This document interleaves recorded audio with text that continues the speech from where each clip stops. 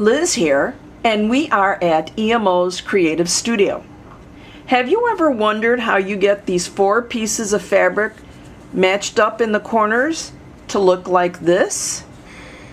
Well, in today's video tutorial, I'm going to show you how to do that exactly in a very easy, simple manner.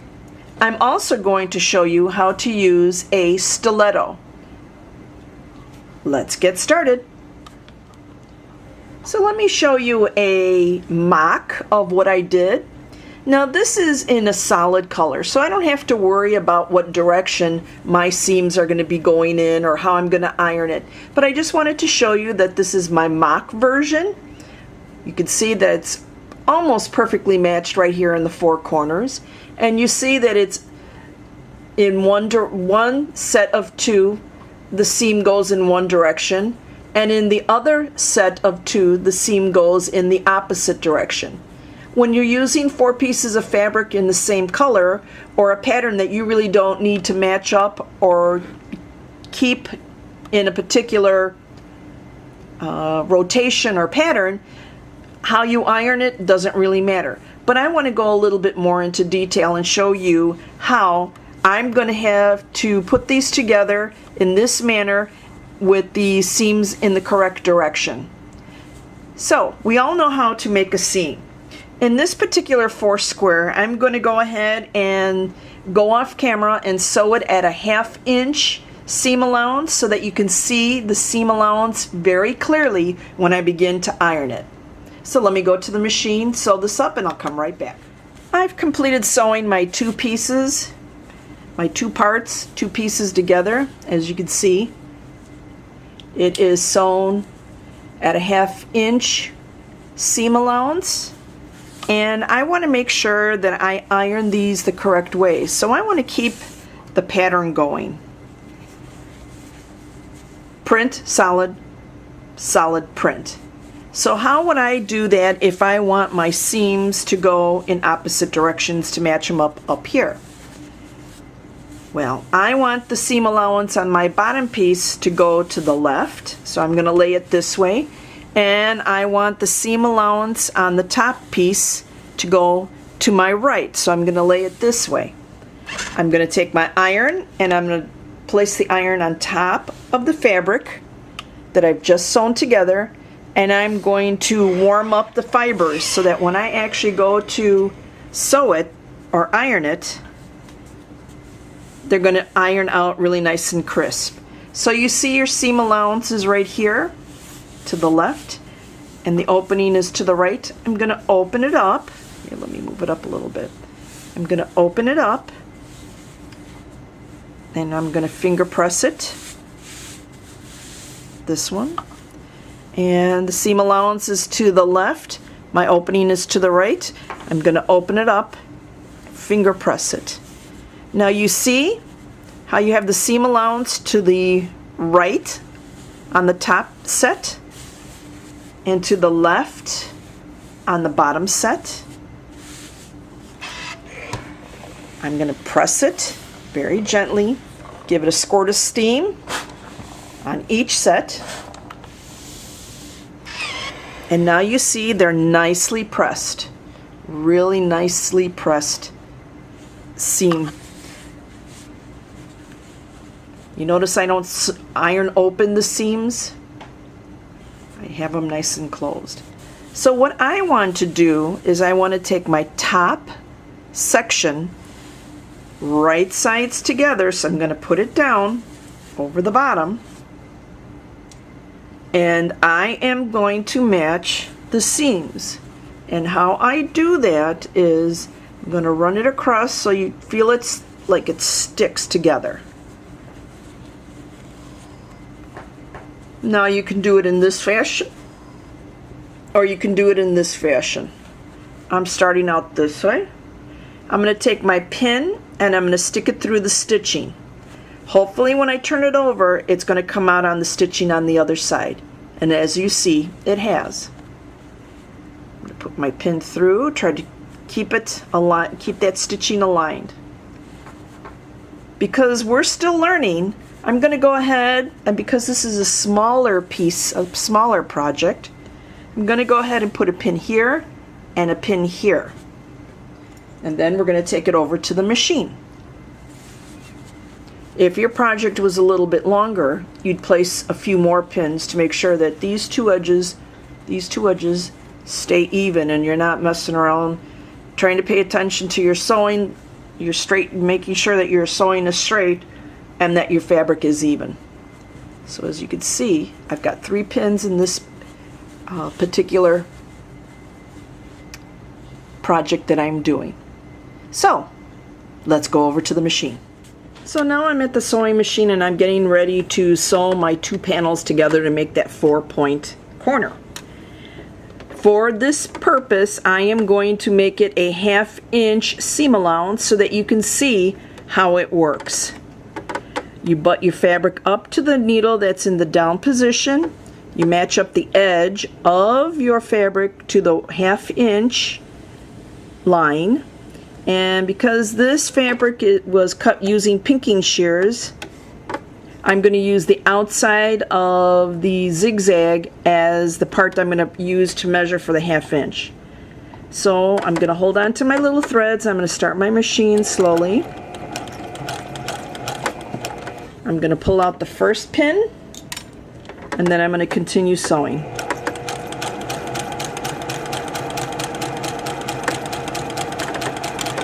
We're coming to the edge here, or the 4 points that I want to make sure that are sewn perfectly together. So I'm going to pull my pin out, but I'm going to keep my finger right here so that nothing moves when it's sewn.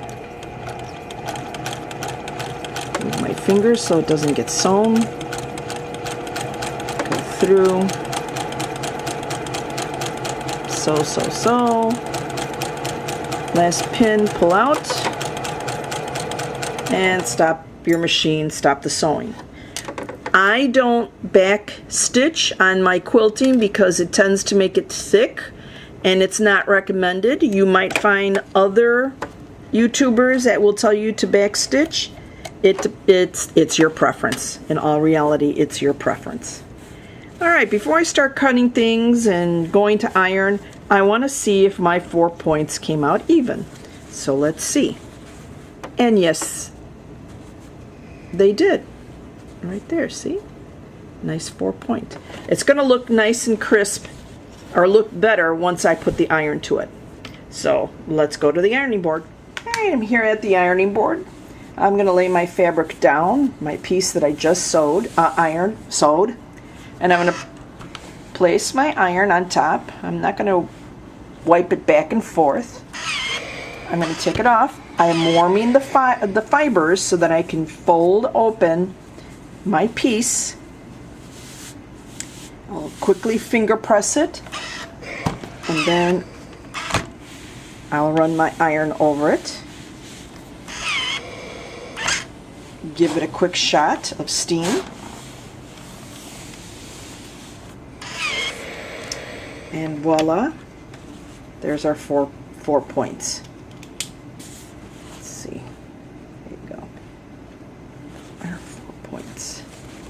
Now it looks like it's off just a little. So we're going to try it again. We're going to try it again with dip. Now I'm going to show you another technique on how to iron your seam allowances, but this time we're really going to use the 1/4 inch seam allowance so that you can actually see how it looks when it's sewn together and ironed together. Now this 4 patch, you notice that it's a lighter blue and a darker blue. Once we sew these 2 pieces together, I haven't decided how I'm going to do it, I'll come back and show you how to iron your seams that might be a little bit easier than what I just showed you in the previous 4 patch. Let me sew the 2 pieces together off camera and I'll be right back. I have my 2 panels sewn, 1/4 inch seam allowance on both of them. But wait, I need to make a design. I needed not to be sewn together like this, but I need it sewn together like this. So how am I going to do that? Well, first of all, you're going to lay your pattern pieces down like this. Take your iron and put it on top of the area that you just sewed so that you can warm up those fibers so that when you actually press it, it's going to be pressed really nice and crisp. So I am going to press it open to the dark side, meaning the seam allowance is going to be underneath the dark side on this fabric. And I'm going to show you how you're going to do it with this one. So open it up, finger press it down, give it a squirt, open up, finger press it down, press it, give it a squirt. Now you see they're both in the same direction, but what I can do, because this is an easy pattern to do, is just flip it over, and now your seam allowances are on opposite ends. The top one is to the right, the bottom one, no, I'm sorry, the top one is to the left, and the bottom one is to the right. You see how that looks? When you press to the dark side, meaning your seam allowance is underneath the dark fabric and you're not going to be able to see, especially if you're using white, beige, or really light colored fabric, you're not going to see the seam when you're doing your sewing. It'll always be on the dark side. So what we want to do again is we want to place the top set of two right sides together with the bottom set of two. Pick it up, and you see right here you're going to match. And how you're going to match is you're going to butt the seams together. You're going to grab a pin. You're going to place the pin through the stitching, and hopefully it comes out on the other side in the stitching part, as you could see it did. Slide your pin through. Because this is a smaller project, I'm going to put a pin on each end so that my top edges are even.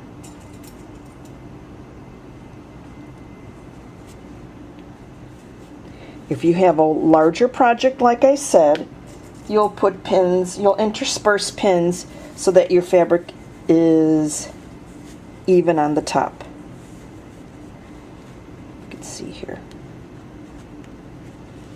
Now let's go over to the machine and sew this 1/4 inch so you can see what it looks like. Now we're here at the machine again. Now what I want to do is I want to make this seam a true 1/4 inch. Actually, I'm going to make it a scant 1/4 inch. And this particular machine has a foot that is a scant 1/4 of an inch. Even though it's marked right here 1/4 of an inch, I want it to be a little bit less. Because you never know, sometimes you might have a stitch or two that might go a little off because you're not sewing straight, because I certainly don't sew straight. I have to be careful. So let me butt the fabric up to the needle again, making sure the edge of my fabric follows along the edge of my foot right here. And I'm going to be using my stiletto once we get to the 4 seam part. So once again, hold on to my threads, start my machine so I can get some stitches in. I don't backstitch. I'm going to stop it, pull my pin out, and I'm going to get my machine going again, making sure that I match this fabric to the edge of the foot. Now I'm at the point where I'm going to sew over. Sometimes this section will get stuck on the feet and it'll fold over this way, and you'll end up sewing it like this, and it becomes a big mess and it becomes very thick. So with my stiletto, I'm going to hold it down. I'm going to actually pull the pin out just a little so it doesn't get stuck underneath the foot. And I'm going to move the stiletto and the fabric together like this, and I let my stiletto out. And I continue sewing till the edge. Pull my pin away or out so it doesn't get stuck underneath the needle. And there you go. I stop my machine, lift my presser foot, pull out my item, take out the extra pins that I have, and before I walk away from the machine, I want to make sure that my item has been sewn perfect. So actually it is a perfect 4-corner seam. You see right there? Let's see if I can fold it over so you can see it a little bit better. There you go. Right there. So let's go to the ironing board and let me show you how it will look when it's pressed out.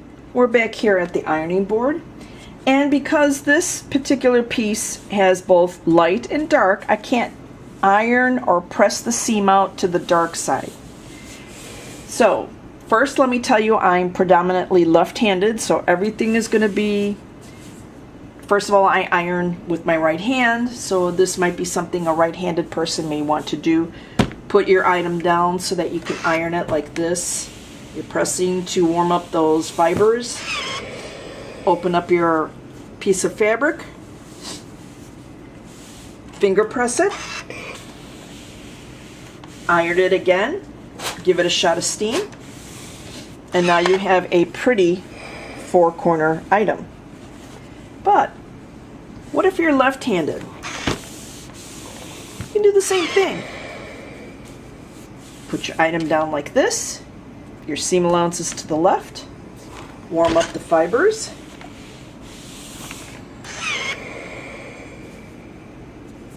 I made a mistake up there. Oops.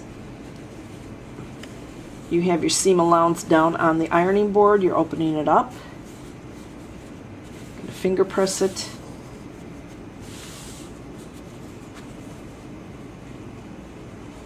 Finger press it.